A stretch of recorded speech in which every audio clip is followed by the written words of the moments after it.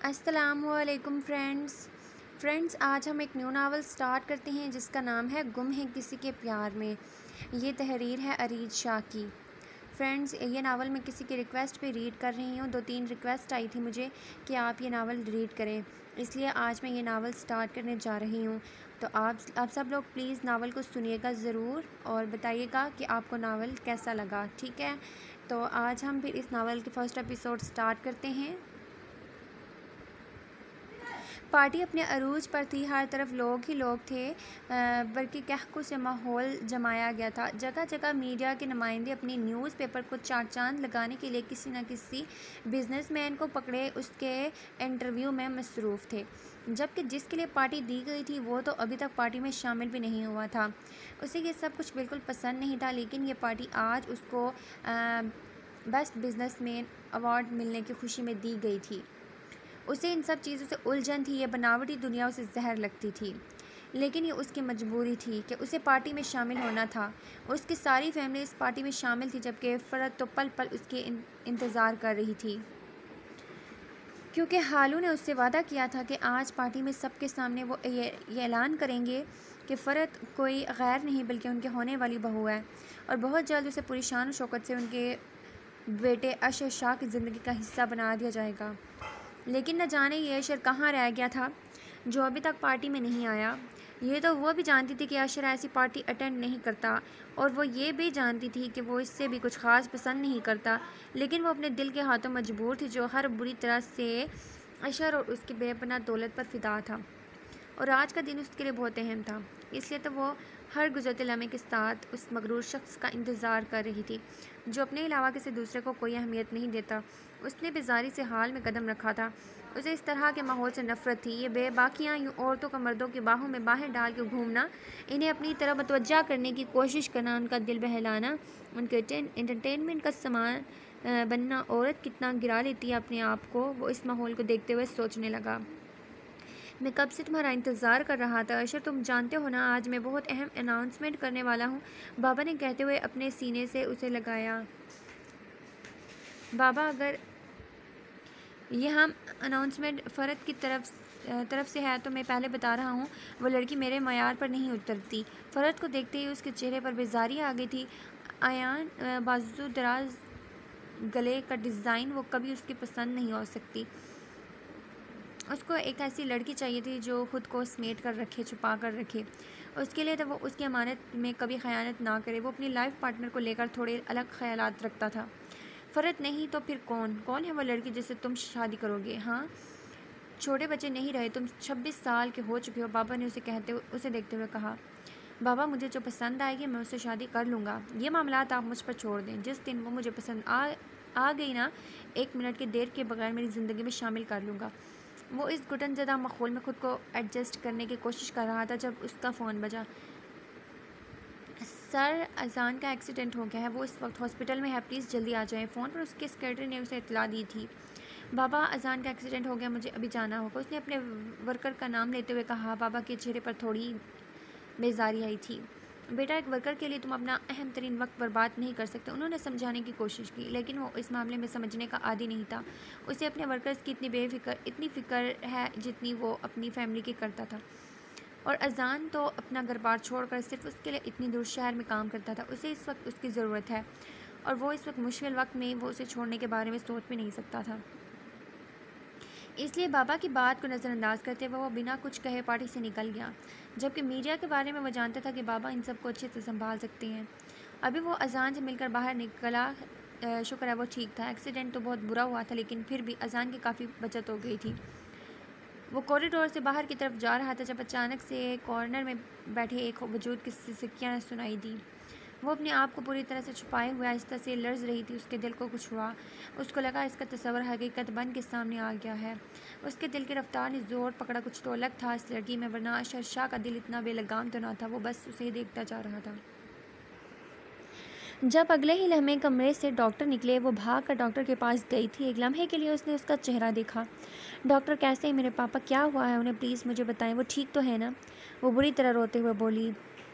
देखिए मेरे साहब के पापा को हार्ट अटैक हुआ है, उनकी हालत बहुत ख़राब है। अभी ऑपरेशन करना होगा, आप काउंटर पर 30 लाख रुपए जमा कर दें, डॉक्टर ने कहते हुए आगे कदम बढ़ाए। 30 लाख? इतने पैसे कहाँ से लाऊं? मेरे पास तो इतने पैसे भी नहीं हैं कि पापा की दवाई ले आ सकूं। वो मुंह पे हाथ रखती सिसकते हुए वहीं ज़मीन पर बैठ गई। अशर ने बेख्तियार उसकी जानिब कदम उठा। क्या था उस लड़की के आंसू में कि अशर शाह उसकी तरफ खींचा जा रहा था? अगर तुम चाहो तो मैं तुम्हें 30 लाख रुपए दे सकता हूँ, वो हमेशा की तरह अपने अज़ली माज़ूर अंदाज में बोला था। उसने उम्मीद भरी नज़रों से उसकी जानिब देखा था। उसके बाप के पास वक्त कम था, इस वक्त तो वो कुछ भी करने को तैयार थी। आप मेरी मदद करेंगे? वो उम्मीद भरी नज़रों से उसकी तरफ देखती मासूमियत से बोली। अशर शाह का दिल आज अलग अंदाज में धड़का था। उसका दिल चाहा कि एक लम्हा ज़ाया किए बगैर उस लड़की को अपने आप में छुपा ले। उसे समझ नहीं आ रहा था कि अचानक उसके साथ हुआ क्या है। अचानक अपनी ज़िंदगी का इतना बड़ा फ़ैसला। वो तो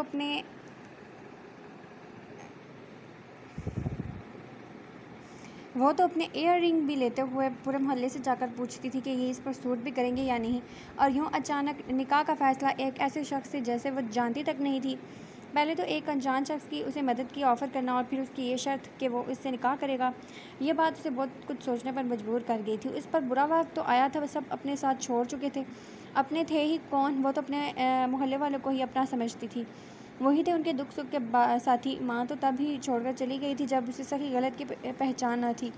बस मोहल्ले वाले बिन माँ के बच्चे सोचकर प्यार से बात करते थे, लेकिन गैरों से भी कोई क्या उम्मीद रखे। बाबा उसे मोहल्ले की साइड भी कम ही जाने देते थे। कल रात बाबा को हार्ट अटैक आया तो सिर्फ मोहल्ले के 2-3 मर्द ही उसके साथ हॉस्पिटल आए थे। किसी के पास भी इतने पैसे नहीं थे कि उसके बाबा का इलाज करवा सकें। कल रात जो लोग उसके साथ यहाँ आए थे, कहीं उसकी ज़िम्मेदारी उन लोगों के सर न आ जाए, इसलिए अस्पताल वापस नहीं आए थे। और आज के ज़माने में इतनी बड़ी रकम तो कोई उधार भी नहीं देता था।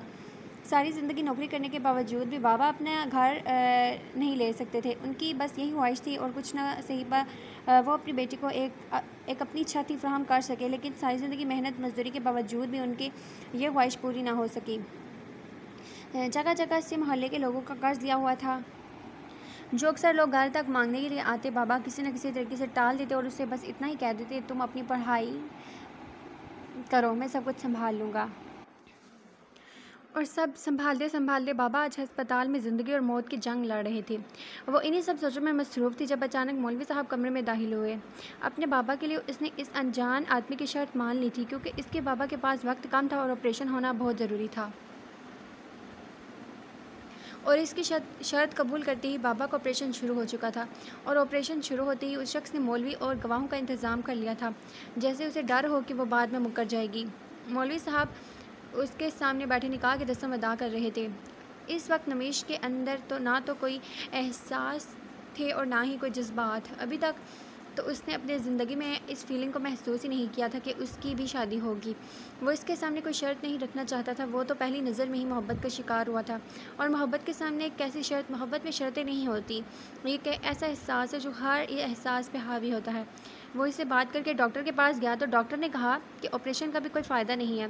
वो काफ़ी अरसे से इस बीमारी से लड़ रहे थे। ऑपरेशन सिर्फ एक उम्मीद है कि शायद उनकी ज़िंदगी बच सके, लेकिन अब काम ऑपरेशन से ऊपर जा चुका है। इस जगह पर उसकी फैमिली का और कोई इंसान मौजूद नहीं था सिवाय एक बूढ़े आदमी के, जो इसके मोहल्ले में रहता था। उसने उस आदमी से जब पूछा कि वो कौन है, तो उसने बस यही बताया कि उस लड़के का आखिरी सहारा सिर्फ उसका बाप ही है। अगर वो भी इससे बिछड़ गया तो वो तनहा हो जाएगी। वो समझ सकता था एक अकेली तनहा लड़की ज़िंदगी का इतना मुश्किल वक्त किस तरह फेस करेगी। और वह नहीं चाहता था कि अब उस लड़की पर कोई भी मुसीबत आए। वो तो ख़ुद भी निकाह के लिए इतनी जल्दी तैयार नहीं था, हाँ, लेकिन उस लड़के का सहारा बनना चाहता था। ना जाने कैसे एक ही मुलाकात में उसके लिए इतनी अहम हो गई कि वो इसे मिसेस नवीश अशर शाह बनाने के लिए तैयार हो गया, वरना इस तरह से अपनी फैमिली से छुपाकर और यूँ अचानक शादी के हक़ में नहीं था। खैर, अब अपनी फैमिली को तो वो खुद ही समझा लेगा, बस अब उस लड़की को समझाना था जो एक ही मुलाकात में उसके दिल में उतर चुकी थी। अस्पताल के कॉरिडोर में इस वक्त उसकी चीखें गूंज रही थी। इसका वाहिद सहारा उसे छीन चुका था। ऑपरेशन कामयाब नहीं हो सका। बहुत ज़्यादा देर हो जाने की वजह से डॉक्टर उन्हें बचा नहीं पाए थे। अशर खामोशी से उसके पास बैठा और उसकी चीखों पुकार सुन रहा था। जाहिद चाचा उसे सहारा देने की कोशिश कर रहे थे, लेकिन जब ज़िंदगी का सबसे बड़ा सहारा ही उसे दूर हो गया था तो वो किसी और के सहारों पर क्या रहती। मैयत को उसके घर पहुंचा दिया गया था। अशर भी साथ ही आया था। उसके बाबा की तमाम आखिरी रस्मात ने उसने खुद अदा की थी। कल तक वो बिल्कुल तनहा था, अकेला था, आज़ाद था, लेकिन आज उस पर एक जिम्मेदारी आ चुकी थी। उसने सोच लिया था चौथा दिन गुजरते ही वो उसे अपने साथ ले जाएगा, लेकिन इससे पहले अपनी फैमिली तक ये बात पहुंचाना बहुत ज़रूरी थी। वो नमीश को भी संभालने का मौका देना चाहता था। यकीनन उससे जुड़े इस रिश्ते को कबूल करने के लिए भी उससे वक्त की ज़रूरत थी। एक हफ़्ता गुजर चुका था। नमीश इसकी मौजूदगी को महसूस तो कर रही थी, लेकिन इसके बावजूद भी वो इससे बिल्कुल भी बात नहीं करती थी। निकाह हो जाने के बावजूद भी वो एक दूसरे के लिए अनजान थे।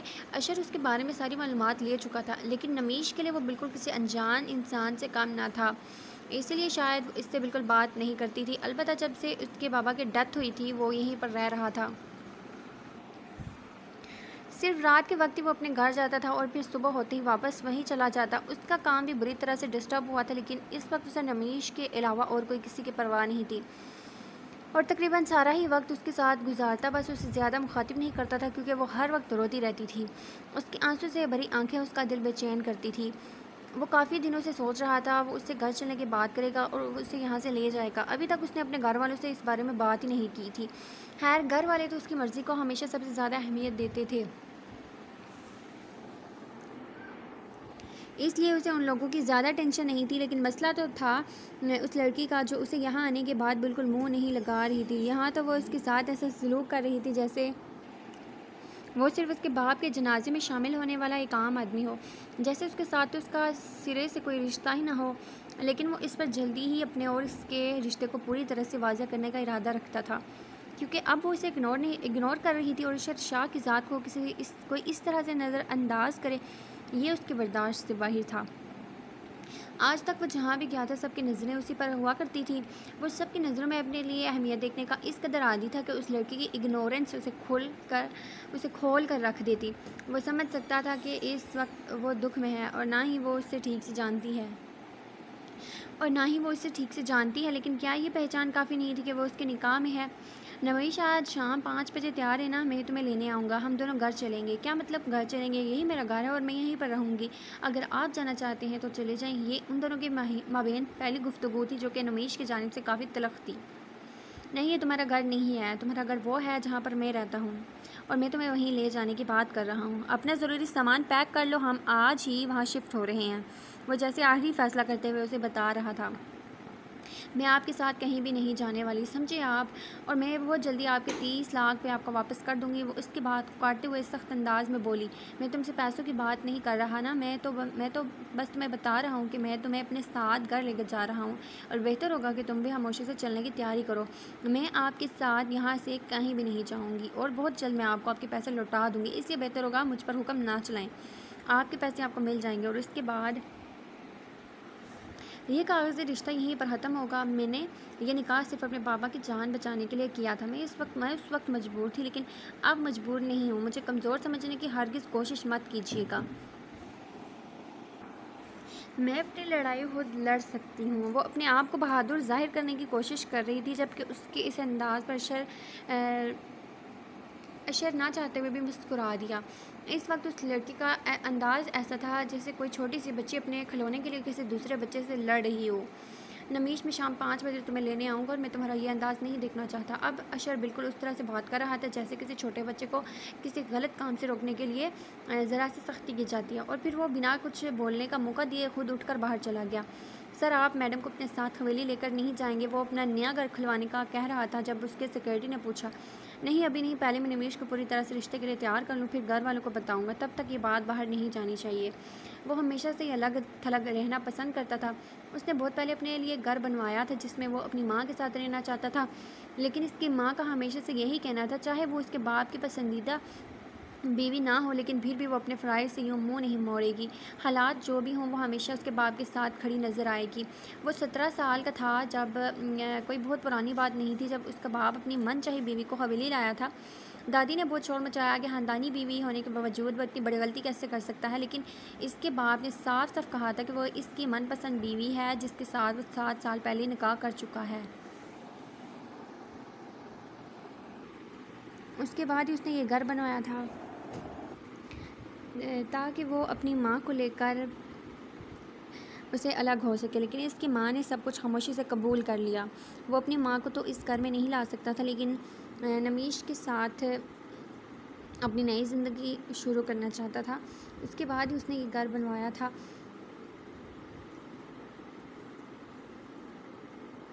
वो अपनी ज़िंदगी की एक खूबसूरत शुरुआत उसी घर से जारी करना चाहता।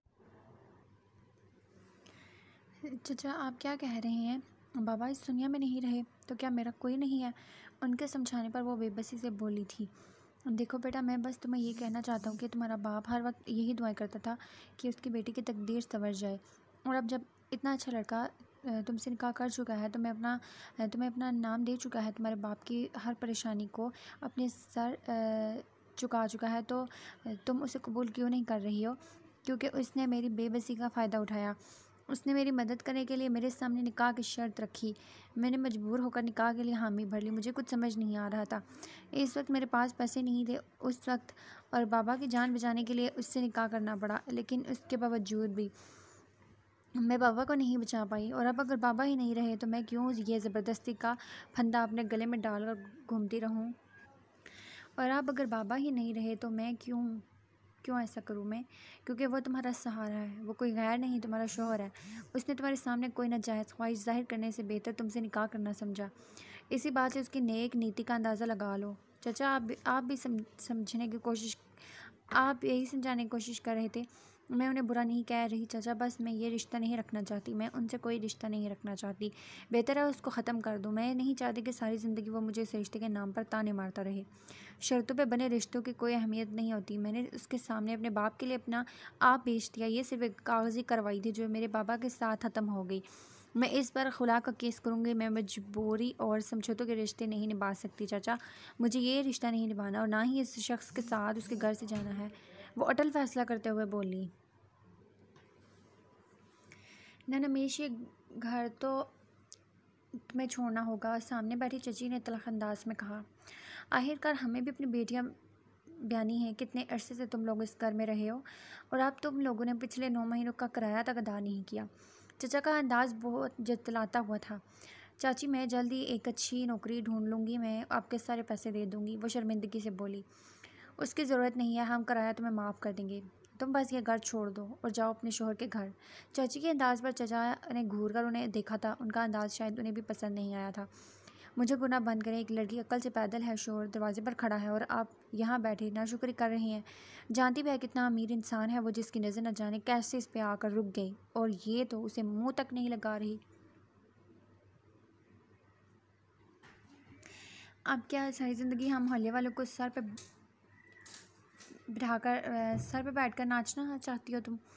कौन देगा 12वीं पास को नौकरी? हमें भी तो पता चले। एक मज़बूत सहारे के साथ एक मज़बूत छत तक मिल रही है, ऊपर से जायज़ रिश्ता जैसे ये अपनी बेअक्ली में गंवा रही है, और ये मेरी ज़िंदगी का फ़ैसला है। उसे मुझ पर छोड़ दें। उनकी तलख लहजे पर वो बिन तलख हुई थी जब अचानक कमरे में कोई दाखिल हुआ। उसे अचानक पास अपने घर देखकर वो उठकर अपने कमरे में चली गई। इन 10 दिन में न जाने कितने वो चक्कर लगा चुका था। मैंने तुम्हें सुबह कहा था तैयार रहना, हो तुम यहाँ बैठ क्या सुबह आ रही हो? नमीश, में एक बात तुम्हें कितनी बार समझाऊँ, निकाह हो चुका है तुम्हारा, और हर लड़की निकाह के बाद अपने शोहर के घर जाती है, और तुम्हारा और चलो मेरे साथ बंद करो अपनी ये ज़िद। वो उसे समझाने के लिए उसके साथ बेड पर बैठा था, जबकि उसे अपने बराबर बैठे पाकर फ़ौरन ही उसके करीब से उठकर 1-2 नहीं बल्कि 10 कदम दूर हुई थी, जबकि उसका ये अंदाज़ अशर शाह के चेहरे पर एक दिलफरीब मुस्कुराहट छोड़ चुका था। तुम इतना घबरा क्यों रही हो नमीश? मैं कोई गैर तो नहीं? वो मुस्कुराते हुए आहिस्ता से उसके करीब आया था। दूर रहे मुझसे, वरना वो इंतहाई गुस्से से उंगली उठाकर उसे वार्न करने लगी। जो अगले ही लम्हे उसकी उंगली थामते हुए खींचकर उसकी कमर में हाथ डालकर उसे अपने बेहद नज़दीक कर लिया था। मैंने सुना है कि हसीन बीवी जब करीब आकर धमकी देती है तब और भी हसीन लगती है। मुझे भी तो पता चले ये सच है या झूठ। वो आंख दबाते हुए मुस्कुरा कर बोला, जबकि उसके अंदाज पर नमीश धड़कते दिल के साथ उसे दूर करने की कोशिश करने लगी। अगर तुम्हें लगता है कि तुम्हारी ये जद्दोजहद कामयाब होगी तो तुम बिल्कुल गलत हो। वो उससे खुद से लड़ते पाकर चलाने वाले अंदाज में बोला। देखिए मिस्टर अशरशाह, आप मेरे साथ ज़बरदस्ती नहीं कर सकते। वो अपनी तमाम तरह हिम्मत जमा किए पहली बार उसकी आंखों में आंखें डाल देख रही थी। मिसेस नमीश अशरशाह, अगर मैं आपके साथ ज़बरदस्ती करता तो उस वक्त आप मेरी नज़र से नज़र मिलाकर बात करने के बजाय शर्मा रही होती। और ये जो आपकी हसीन आंखें मुझसे बदगुमानी की दास्तान सुना रही हैं ना, मेरी दीवानगी, मेरे जुनून की तपश सह कर आप तक मेरे इश्क के खुमार में झुकी हुई होती। बहरहाल मैं आपको बताना चाहूँगा कि मैं ज़बरदस्ती का कायल नहीं हूँ, इसलिए बार बार ज़बरदस्ती ज़बरदस्ती कहकर मुझे ज़बरदस्ती करने पर मजबूर ना करें। वो उसे गहरी नज़रों से देखते हुए दिलकशी से बोला। न जाने कौन सा मनहूस वक्त था जब मैंने उस शख्स की मदद ली। उसकी नज़रों से हारते हुए बोली, जबकि उसे अपनी नज़रों के हसार में लिए वो गहरा सा मुस्कुराया। मैं आपके साथ कहीं नहीं जाना चाहती, वो अटल अंदाज में बोली, और मैं तुम्हें किसी भी कीमत पर यहाँ से लेकर जाऊँगा, इसलिए नखरे बंद करो, चलो मेरे साथ। वो इसका हाथ थामते हुए घसीट कर अपने साथ बाहर ले आया और उसे ज़बरदस्ती गाड़ी में बिठा रहा था। वो, मैंने तुम्हें बहुत बार मनाने की कोशिश की कि मेरे साथ घर चलो, लेकिन तुम नहीं मानती। ज़बरदस्ती करने पर मजबूर तुमने किया है, तो बेहतर होगा कि तुम इस चीज़ के लिए मुझसे शिकायत ना करो। वो गाड़ी स्टार्ट करते हुए पुरसुकून अंदाज में बोला, जबकि ख़ुद को बेबस पाकर वो फूट फूट कर रोने लगी। वो उसे चुप करवाने के बजाय सारे रास्ते खामोशी से गाड़ी में बैठती रही। वो उसी अंदाज में घर लेकर आया था। गाड़ी अपने घर के बाहर रोकते हुए उसे घसीट कर सीधा घर के अंदर लाया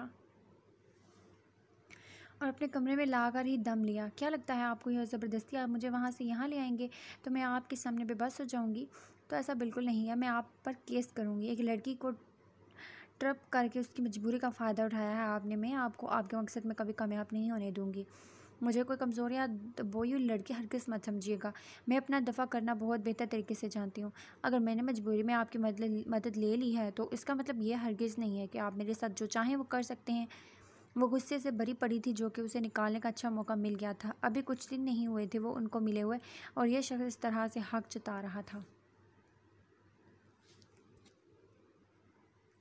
गलत फहमी है आपकी कि आपको आपका दिफ़ा करना आता है। अगर दिफ़ा करना आता तो जब मैं आपकी मजबूरी का फ़ायदा उठा रहा था तब आप अपनी अकल का इस्तेमाल करती, जिस तरह से आप कर रही हैं।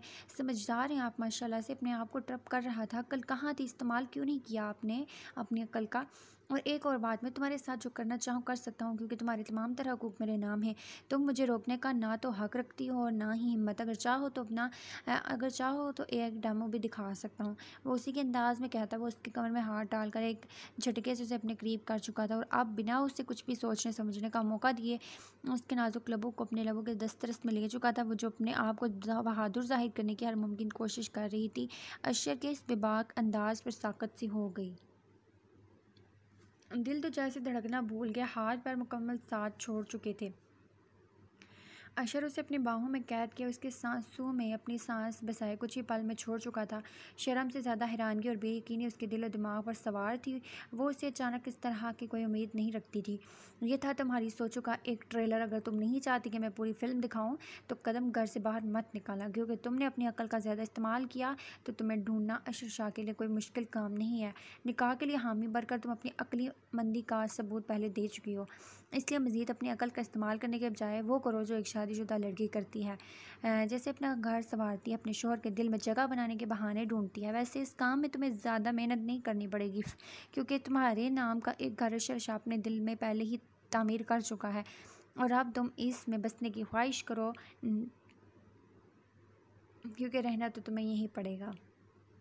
एक ज़रूरी काम पर जा रहा हूँ, अगर चाहो तो मेरी वापसी का इंतज़ार करो, वरना खाना खाकर सो जाना। उसका हुक्म अनांदाज और ये है बाकी नमीश को परेशान कर गई थी। वो जल्द से जल्द उससे पीछा छुड़ाने का इरादा रखती थी, लेकिन ये तो आसानी से उसे छोड़ने वाला ही नहीं था। ऐसे कैसे शादी कर ली लड़की? कौन है? किस ख़ानदान की है? तुम जानते हो तुम्हारे बाबा फ़र्ज से तुम्हारी शादी करना चाहते हैं। वो लड़की दिन रात यहाँ हमारे घर में तुम्हारी पसंद के मुताबिक ढालने की कोशिश करती रहे, और तुम्हारी अम्मी बहुत परेशान लग रही थी। अम्मी, मैंने फ़र्ज से एक बार भी नहीं कहा कि मैं उससे शादी करूँगा, बल्कि हमेशा उसे बताता रहा कि वो कभी मेरी पसंद नहीं बन सकती। मैंने कभी उसके जज्बात को हवा नहीं दी, और जहाँ तक ख़ानदान और लड़की की बात है, तो हमारे ख़ानदान में कहाँ पसंद की शादी में ये सारी चीज़ें देखी जाती हैं। मैं उस लड़के को पसंद करता था, उसे शादी करना चाहता था और बस आपको बताने हवेली आया था। वो आते ही अपनी माँ के कमरे में उसे सब कुछ बता चुका था। माँ के अलावा और किसी को बताना वो ज़रूरी नहीं समझता था। देखो बेटा, अपने बाबा की बातों को दोहराओ मत। अगर तुम उस लड़की को पसंद करते हो तो अलग बात है, लेकिन तुम जानते हो हमारे शादियाँ खानदानों में होती हैं। इस तरह से तुम्हें अपने पापा के खिलाफ़ कदम नहीं उठाना चाहिए था। जी बिल्कुल सही फरमा रही हैं आप। हमारे ख़ानदान में ख़ानदान के अंदर शादियाँ होती हैं और फिर उस ख़ानदानी बीवी को किसी फालतू शो पीस की तरह अपने निकाह में रखकर उस सारी ज़िंदगी उसे अजियत दी जाती है। तो उसी मनपसंद बीवी के नाम पर अम्मी कम अज़ कम मैं ही काम नहीं कर सकता। मैं अपने नाम पर किसी अनजानी लड़के की ज़िंदगी बर्बाद नहीं करूँगा। मुझे जो लड़की पसंद थी मैंने उससे शादी कर ली, और अब बेहतर होगा कि आप सब मेरी फ़र्ज से शादी कर ली और अब बेहतर होगा कि आप सब मेरी फ़र्ज से शादी की ख्वाहिश को छोड़ दें। और उसका फ़ैसला अटल था। इसको बहुत कुछ सहना पड़ेगा। अशर कब तक लाओगे उसे यहाँ? अम्मी ने कुछ सोचते हुए पूछा। अम्मी कैसे लाऊँ उसे यहाँ पर? एक तो हमारा ख़ानदान, ऊपर से अभी उसके पापा की डेथ हुई है। फ़िलहाल तो वो मेरे साथ जुड़े रिश्ते को कबूल नहीं कर पा रही। फ़िलहाल मैं उसे इस टेंशन ज़दा माहौल में नहीं ला सकता। आपको अपनी शादी का बताना मेरे लिए सबसे ज़्यादा अहम काम था, इसलिए यहाँ आया हूँ, वरना इतनी रात को उसे अकेले नहीं छोड़ सकता। वो उनके करीब से उड़ते हुए बोला। यकीनन वो वापस जा रहा था। अभी कुछ वक्त पहले की बात है जब उसने कहा था, अम्मी मैं जिस लड़के से शादी करूँगा उसे हर खुशी दे दूँगा।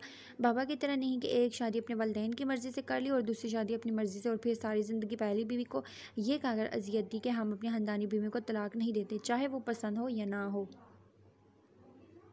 उसकी माँ तो उसके बाप के दूसरे निकाह के पहले रोज़ ही जानती थी कि वो अपनी पसंद के लड़के से निकाह कर चुका है। लेकिन फिर सबसे अहम बात ये थी कि ख़ानदानी होने की वजह से हमेशा उसके बाप के साथ उसकी माँ को ही खड़ा किया गया। ख़ानदान की ये बिज़नेस की किसी भी बड़ी तरकीब में जो अहमियत उसकी माँ को हासिल थी, वो उसकी सौतेली माँ को नहीं थी। और दूसरी सबसे अहम बात, उन्होंने मिस्टर शाह को एक बेटे से नवाजा था, जबकि दूसरी बीवी से उससे उन्हें कोई औलाद ना थी। उसने घर में कदम रखा तो मुलाजमा शायद उसके आने का इंतज़ार कर रही थी। सर मैडम खाना खा के सो गई हैं, अब मैं भी चलती हूँ, मुलाजमा ने आते ही उसे बताया। अशर को खुशगवार हैरत हुई थी तो क्या वो इतनी जल्दी उसकी बात को समझ गई? उसे काफ़ी अच्छा लगा था। वो अपने कमरे में आया तो मुलाजिमा के कहने के आइन मुताबिक वो उसके बेड पर गहरी नींद सो रही थी। अशर उसे बिना तंग किए खुद चेंज करने चला गया। वापस आया तो आहिस्ते से बेड पर बैठा और इसी तरह पुरसकून से अंदाज में बैठकर लेट गया ताकि उसकी नींद बिल्कुल भी डिस्टर्ब ना हो। वो गहरी नींद सो रही थी जबकि उसका सुकून अशर को हैरत में मुब्तला कर रहा था। क्या चल रहा है तुम्हारे दिमाग में लड़की? तुम ज़रूर कोई ना कोई बेवकूफ़ी करने वाली हो। वो इतनी आसानी से खाना खाने के बाद सो भी गई थी। बज़ाहिर ये सब कुछ बहुत अच्छा था, लेकिन अशर को यकीन था कि जो भी होने वाला है वो अच्छा तो नहीं होगा। ये लड़की उसके लिए बिल्कुल सीधी साबित हो रही थी, जलेबी की तरह। सुबह सुबह अशर की आंख खुली तो नमेश उसके साथ नहीं थी। वो उठ बैठा। इतनी जल्दी वो उसके गैर मौजूद के पर सुकून तो नहीं रह सकता था। वो फ़ौरन उठकर बाहर आया तो उसको नाश्ते के टेबल पर नाश्ते से इंसाफ करते देखा। वो पुरसुकून होकर वापस फ्रेश होने चला गया। आखिर क्या चल रहा था उस लड़की के दिमाग में? कोई तो खिचड़ी पक रही थी। कुछ तो वो करने वाली थी, वरना इतनी पुरसुकून हो कैसे रह सकती है? यही सब सोचते हुए वो फ्रेश होकर नीचे आया, जहाँ अब वो नाश्ता करने के बाद चाय का कप लिए लॉन की सीढ़ियों पर बैठी हुई थी। सर आपका नाश्ता लगाऊं? मुलाजमा ने पूछा। नहीं, सिर्फ चाय लाओ। वो ना में सर खिलाता उसके पास लॉन में चला आया तो खूबसूरत सी परी उस खूबसूरत सुबह को एंजॉय कर रही है। वो दोस्ताना अंदाज में उसके बिल्कुल पास सीढ़ियों पर बैठ गया था। उसने गैर मखसूस अंदाज में उसे थोड़ी सी दूरी अख्तियार की थी, जो कि अशर ने महसूस करते हुए उसे सफाई से मटा डाली। मेरे साथ जोड़कर बैठना ज़रूरी है क्या? थोड़ा सा दूर हट कर बैठे ना, इतनी जगह है। वो तब कर बोली। नहीं यार, मुझे तो मेरी बीवी के बिल्कुल पास बैठना है। वो मुस्कुराया था। हाँ तो मेरी गोद में आकर बैठ जाएं, पास ही तो बैठी हैं। वो गुस्से से बोली। अगर मैं तुम्हारी गोद में बैठा तो मेरी टांगें टूट जाएंगी। मेरा नहीं ख्याल कि मैं तुम्हारी नाजुक टांगें मेरा बोझ उठा पाएंगी। वो उसके गुस्से में कही गई बात को अपने ही रंग में ले गया। चलो छोड़ो इन सब बातों को, ये बताओ तुम्हारे दिमाग में क्या चल रहा है? तुम इतनी आसानी से सुकून से नहीं बैठ सकती, तो बताओ मुझे कि क्या सोचा तुमने? वो उसे नज़रों उसके हसार में लिए पूछने लगा।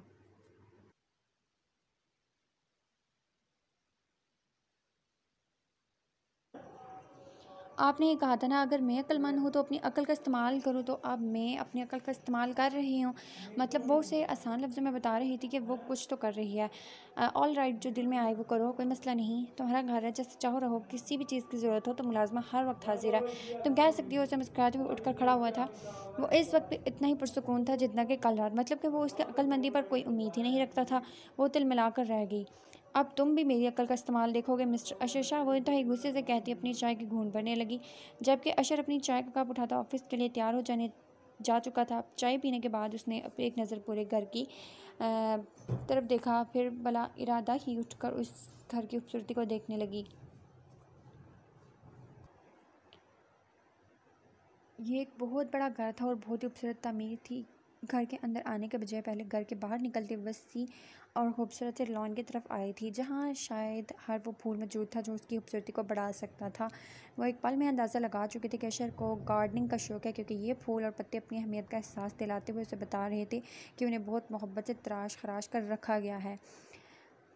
स्विमिंग पूल की एक साइड पर ऐसे खूबसूरत फूलों को रखा गया था। वाह ब्यूटीफुल, उसके मुंह से बेहतियार निकला। इतने सड़े हुए टमाटर की इतनी अच्छी पसंद कैसे हो सकती है। वो फूलों और खुशबू से ख़ुद भी बहुत मुतासिर हुई थी। उसे ख़ुद भी गार्डनिंग का बहुत शौक़ था, लेकिन उनके घर में इतनी जगह ही कहाँ थी कि वो कोई पौधा लगा सकती। हाँ, लेकिन घर की सीढ़ियों पर उसने 4 गमले रखे थे, न जाने उनको किसी ने पानी भी दिया होगा या नहीं। उसे अचानक याद आया, फिर अपने बाबा की याद आने लगी। बेटा, बाप के घर में जो तो ख्वाहिश पूरी नहीं कर सकती, वो शोहर के घर पे करना। अल्लाह ने चाहा तो तेरे शोहर का घर इतना बड़ा होगा कि तू कोई भी पौधा वहाँ लगा सकेगी।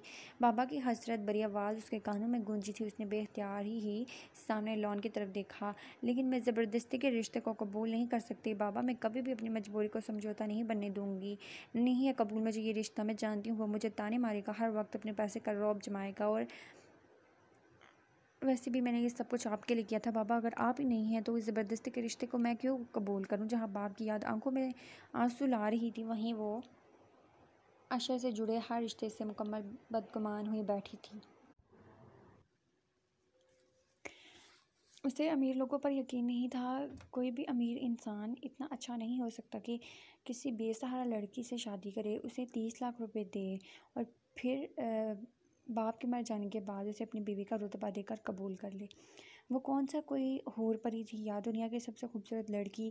उसे अपने हुस्न पर भी कोई मान नहीं था। वो तो एक आम सी लड़की थी, और आम लड़कियों की ज़िंदगी में शहज़ादे नहीं आते। वो शहज़ादा भी उसका नहीं था। वो सिर्फ उसके करीब आने का बहाना ढूंढ रहा था। यकीनन उसे हासिल करने के बाद वो उसे मुंह भी नहीं लगाएगा, उसने तलही से सोचा। लेकिन अगर उसे मुझे हासिल ही करना होता तो अस्पताल में बाबा की जान बचाने के लिए 30 लाख रुपए देते हुए निकाह के बजाय कोई और शर्त रख सकता था। उसके दिल ने सदा दी थी, जिसे सुनते हुए भी वो नज़रअंदाज कर गई। जब मुलाजमा भागते हुए उसके पास आई, बीबी जी आपने जिनको बुलाया था वो आ गए हैं। मुलाजमा ने उसे बताया तो वो हाँ में सर हिलाकर घर के अंदर की तरफ जाने लगी। अशर शाह, अब तुम देखना मेरी अकल का इस्तेमाल। वो बड़बड़ाते हुए अंदर की जानिब बढ़ी थी।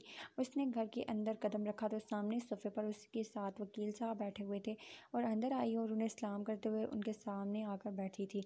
अशर साहब, मुझे बिल्कुल भी अंदाज़ा नहीं था कि मुझे आपके घर बुलाया जाएगा।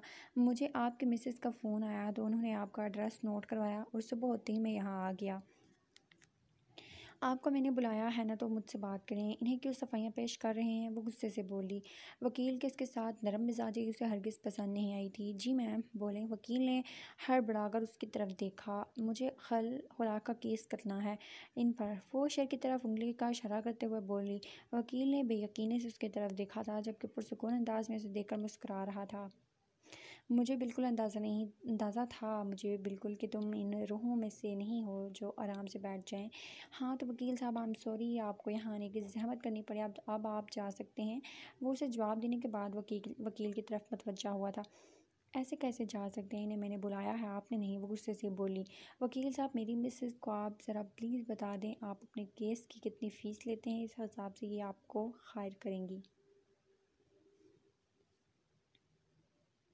क्योंकि आप पहले ही मेरी मकरूज़ थे। मैं नहीं चाहता कि आप पर मज़ीद बोझ पड़े आप पर। उसके अंदाज ने उसे वकील की तरफ देखने पर मजबूर कर दिया, जिसने अपनी हंसी दबाते हुए 1 लाख कहा था। नमीश की तो पूरी आंखें ही खुल कर बाहर आ गई थी। इतनी ज़्यादा फ़ीस साइन तो हमने करना है, आप किस बात की इतनी ज़्यादा फ़ीस ले रहे हैं। आपने क्या करना है, वो गुस्से से बोली थी। आई एम सॉरी वकील साहब, क्या है ना कि मेरी मिसेज़ अक्सर मुझसे नाराज़ होती है। अभी हमारी शादी को बमुश्किल 10 दिन हुए हैं, ये मुझसे नाराज़ होकर मेरे साथ ऐसे हथकंडे अपना रही हैं। डार्लिंग, तुमने वकील साहब का बहुत वक्त बर्बाद कर दिया। मैं वादा करता हूँ मैं तुम्हारी हर बात मानूंगा। वो इंतहाई गुस्से से बोला था। आई एम सॉरी वकील साहब, मेरी वजह से आपका वक्त बर्बाद हुआ, मुझे बहुत बुरा लगा। वो माजरत करते हुए बोला तो वकील हंसते हुए उठकर खड़ा हुआ। कोई बात नहीं जनाब, इस औरतों के मखलूक को समझना दुनिया की सबसे मुश्किल काम है। मेरा अपना यही हाल है। मेरी शादी को अभी मुश्किल 3 माह हुए हैं। वो अपना दुखड़ा सुनाने तो लगा तो कहका लगाकर उठा, जबकि उन दोनों का ही दोस्ताना अंदाज देखते हुए वो अंदर ही अंदर वकील को गालियों से नवाजती अपने कमरे की जानिब बढ़ गई। जबकि वकील को दरवाजे पर छोड़ने के बाद वो उसकी अकल ठिकाने लगाने कमरे की तरफ जा रहा था। वो बहुत गुस्से में कमरे में आया था, लेकिन कमरे में आकर उसके खुले बाल, हसीन भीगा हुआ चेहरा और उसे आईने के सामने खड़े देखकर उसका गुस्सा बुरी तरह दम तोड़ चुका था। और अब उसकी बात सुनकर तो बिल्कुल ही सख्ते में आ गया था। आप मुझे उधार 1 लाख रुपए दे सकते हैं। वैसे भी मुझे आपके 30 लाख रुपए देने हैं, 1 लाख और से मुझे वकील को इसकी फ़ीस देनी है। वो बिल्कुल सीरियस अंदाज में कह रही थी। उसके अंदाज से कहीं भी नहीं लग रहा था कि वो मजाक कर रही है। क्या ये लड़की सच में इतनी बेवकूफ़ थी? अशर ने सर तपाऊँ उसका जायज़ा लेते हुए सोचा था। नहीं, मैं तुम्हें 1 रुपया और नहीं दूंगा। मैं पहले ही इतने 30 लाख रुपये तुम्हें अपने बर्बाद कर के पछता रहा हूँ मैं। वो जल कर बोला था। ज़्यादा ड्रामे करने की ज़रूरत नहीं है, मुझे पहले ही पता है। तुम में अमीर लोगों के घर तो बड़े बड़े होते हैं, लेकिन दिल के तुम लोग छोटे होते हो। फ़िक्र मत करो, दे दूँगी तुम्हारे पैसे, तुम्हें अमीर कहीं के है। वो इस तरह से बोली थी जैसे उसने अशर को अमीर ना कहा हो, बल्कि कोई गाली दी डाली हो। यहाँ बैठो, मैं तुमसे बहुत ज़रूरी बात करना चाहता हूँ। वो उसकी बेवकूफ़ियों को नज़रअंदाज करते हुए उसे बैठने का इशारा करने लगा। मेरे कान बिल्कुल ठीक हैं और वो आपकी बात यहाँ से सुन सकते हैं। वो वही आईने के सामने खड़ी अपने बालों में ब्रश करती उसका दिल धड़का रही थी। मुझे डर है कि वहाँ तुम्हारी मोटी अकल में मेरी बात घुसेगी भी या नहीं, इसलिए प्लीज़ यहाँ आकर बैठो। मुझे तुमसे बहुत ज़रूरी बात करनी है। वो बिल्कुल सीरियस अंदाज में बोला, जबकि इस तरह से गुस्सा करने पर उसने एक नज़र उसकी तरफ देखा। ये फ़ैसला तो उसने पहले ही कर लिया था कि अब वो अशर को बहुत तंग करने वाली है, इतना कि वो खुद ही तंग आकर उसे छोड़ दे। और अब वो जो भी बोल रही थी महज उसे तंग करने के लिए। इतनी बेवकूफ़ तो वो भी नहीं थी कि खुद ही उससे तलाक के लिए पैसे मांगती। वो तो बस उसे तंग करने का कोई भी मौका हाथ से जाने नहीं देना चाहती थी। बस वो उस शख्स के साथ नहीं रहना चाहती थी और ना ही अपनी ज़िंदगी की उसे कंट्रोल करने दे सकती थी। मजबूरी ने उस शख्स के साथ जोड़ दिया था, लेकिन अब वो सारी ज़िंदगी उसके हुक्म के ग़ुलाम बनकर नहीं रह सकती थी। ये उसकी ज़िंदगी थी, उसे अपनी ज़िंदगी का फ़ैसला करने का पूरा हक़ हासिल था। अपने बालों को ऐसे ही खुला छोड़कर वो आहिस्ता आहिस्ता कदम उठाती बेड पर आ बैठी, बग़ौर उसे देख रही थी। अब मेहरबानी करके फ़रमाएं जो फ़रमाना चाहती हैं। उसे खुद को घूरते पा कर वो थोड़ा सा नर्वस हो गई थी, लेकिन फिर भी हिम्मत से बोली। जब अशर ने निकाहनामा जेब से निकाल कर उसके सामने रखा, यह निकाहनामा है और तुम देख सकती हो, इस पर तुम्हारी तरफ से तलाक लेने का हक़ महफूज नहीं है। मतलब कि तुम मुझसे कभी भी खुद तलाक नहीं मांग सकती और ना ही रिश्ता ख़त्म कर सकती हो। और अब कोई ड्रामे बिल्कुल भी नहीं करना। वो उसे देखते हुए बोला। नमीश पर तो जैसे आसमान आ गिरा था। वो क्या कह रहा था क्या नहीं, उसे कुछ समझ नहीं आ रहा था। उसने तो खुद पहली बार अपने निकाह पर निकाहनामा देखा था। वो कहाँ जानती थी निकाहनामे में क्या क्या शराइत होती हैं। देखो नमीश, चाहूँ तो अभी इसी वक्त तुमसे अपने तमाम हकूक़ वसूल कर सकता हूँ और तुम इनकार भी नहीं कर पाओगी, लेकिन मैं ज़बरदस्ती का कायल नहीं हूँ। मोहब्बत भी मोहब्बत से करना चाहता हूँ। तुम्हारी सारी बेवकूफ़ियों और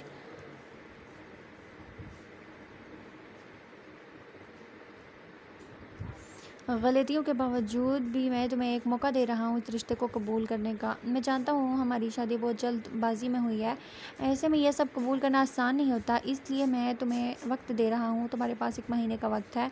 अच्छी तरह सोच समझ कर इस रिश्ते की नई शुरुआत करो, इस रिश्ते को कबूल कर लो, क्योंकि मैं तुम्हें कभी किसी भी कीमत पर नहीं छोड़ूंगा। तुमसे निकाह किया है तो उसे निभाऊंगा। तुम्हें लगता है ना मैं अमीर लोग जज्बात नहीं रखते, बस लोगों का दिल तोड़ना और उनकी फीलिंग्स के साथ खेलना जानते हैं, तो तुम मुझे आजमा लो। अगर तुम्हें मेरी मोहब्बत में कहीं पर भी खोट महसूस हुई तो तुम जा सकती हो। मोहब्बत बहुत खूबसूरत रिश्ता है नमीश, और निकाह के बाद तो मोहब्बत हो ही जाती है। वो उसे समझा रहा था, फिर उठकर खड़ा हो गया। तुम्हारे वकील साहब ने मेरा बहुत वक्त बर्बाद कर दिया है, मुझे काम पर जाना है, अपना ख्याल रखना। किसी भी चीज़ की ज़रूरत हो तो मुलाजमा को कह देना। वह मुस्कुराकर उसका गाल थपथपाकर चला गया। तो जनाब चाहते हैं कि उन्हें आजमाऊं, ठोक बजाकर चेक करूं। ऐसा है तो ऐसा ही सही। ऐसे मीरजादे बिगड़े लड़कों को मैं अच्छी तरह से जानती हूँ। अशर साहब, 4 दिन में अपने असल रंग दिखा दोगे। जब मैं अपनी पे आई ना, तुम्हारी मोहब्बत खिड़की के रास्ते भागेगी।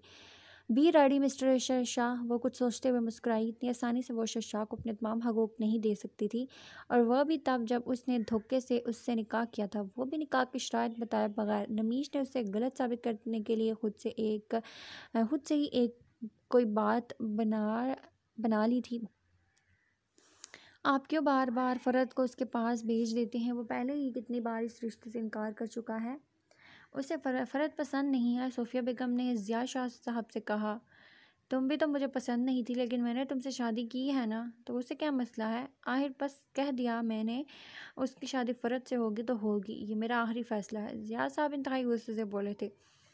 उन्हें सोफिया बेगम कभी भी पसंद नहीं थी। पहले बचपन में उनका नाम उनके साथ जोड़ा गया, और बाद में शादी के बाद तो उन्हें उनसे अजीब चिढ़ हो गई थी। उन्होंने कभी भी सोफिया बेगम को मोहब्बत और चाहत का एहसास नहीं दिलाया था। वो हमेशा उनकी नफ़रत की वजह बनी रही थी। माँ बाप की वजह से वो उनसे जुड़े ताल्लुक़ को निभाने पर मजबूर हो गए, लेकिन हमेशा उन्हें कहते रहे कि वो कभी भी उनकी मोहब्बत नहीं बन पाएगी। उनकी पहली और आखिरी मोहब्बत सिर्फ ज़रीन है, और वही रहेगी। सोफिया ने कभी उनसे मोहब्बत नहीं मांगी। वो तो बस अपने माँ बाप की इज़्ज़त के लिए खामोश रही, और फिर बाद में अपनी औलाद के लिए। अशर के सामने ही उनकी सारी ज़िंदगी गुजरी थी। वो बचपन से ही अपने बाप की नज़रअंदाजी देखता आया था। उसने कभी उसके सामने उसकी माँ से नरमी से बात तक नहीं की थी। वो 12 साल का था जब उसके बाप की ज़िंदगी में एक और औरत ने जगह ले ली, और उसकी माँ की जो थोड़ी बहुत अहमियत थी वो भी ख़त्म हो गई। उसका बाप उसकी माँ को छोड़कर अपनी दूसरी बीवी के पास चला जाता। उस शख्स ने कभी भी एहसास नहीं किया था कि उसकी माँ पर क्या गुजरती होगी अपने शोहर को किसी और के साथ देखकर। लेकिन एक बात थी जो ख़ानदान में अहम थी। उस घर में सिर्फ ख़ानदानी औरत को ही अहमियत दी जाती थी, और शोहर की नज़र में बीवी की औकात हो ना हो, लेकिन ख़ानदान सिर्फ ख़ानदानी लड़की को इज़्ज़त और चाहत देता था, और उस अहमियत पर सोफिया ही पूरी उतरी थी। ज़रीन की यहाँ कोई अहमियत नहीं थी। वह शोहर के दिल पर राज करती थी, लेकिन सारा ख़ानदान उसे किसी हकीर शय की तरह देखता था। लेकिन फिर भी ज़रीन के पास वो था जो सोफिया कभी हासिल ना कर पाई, शोहर की मोहब्बत। शादी के 5 साल के बाद उसका शोहर अपनी दूसरी बीवी को लेकर हवेली आ गया था, और उसकी वजह से अक्सर उन दोनों में झगड़ा रहता। सोफिया तड़प तड़प कर सारी रात रोती। अपने बाप की बेवफाई के बाद अशर ने फैसला किया था कि वो एक ऐसी लड़की से शादी करेगा जिससे वो मोहब्बत करता है, ना कि सारी ज़िंदगी किसी को अपने नाम पर सूली पर चढ़ा जाएगा। उसकी माँ ने अपनी ज़िंदगी की तड़प तड़प कर गुजार दी। अपने बाप की बेवफाई के बाद अशर ने वो जो दर्द अपनी माँ की आंखों में देखता था, वो किसी और की आंखों में नहीं देखना चाहता था। यही वजह थी कि वो खुद ही फ़रद को उस रिश्ते से इनकार कर चुका था, लेकिन शायद उसके पास अब भी कोई उम्मीद बाकी थी। और सोफिया वो उम्मीद का ख़त्म कर देना चाहती थी। वो उससे बता देना चाहती थी कि उसने शादी कर ली है, लेकिन फ़िलहाल अशर ख़ुद भी उन्हें यह बात किसी के सामने बताने से मना कर चुका था। सोफिया बेगम को पता था एक और तूफ़ान आने वाला है। बाप बेटे की तलख़ी मज़ीद बढ़ जाएगी, लेकिन वो क्या कर सकती थी? वो तो अपने हक़ के लिए भी कभी कुछ नहीं कर पाई थी। हाँ, लेकिन इस बार सवाल उनके बेटे की ज़िंदगी का था।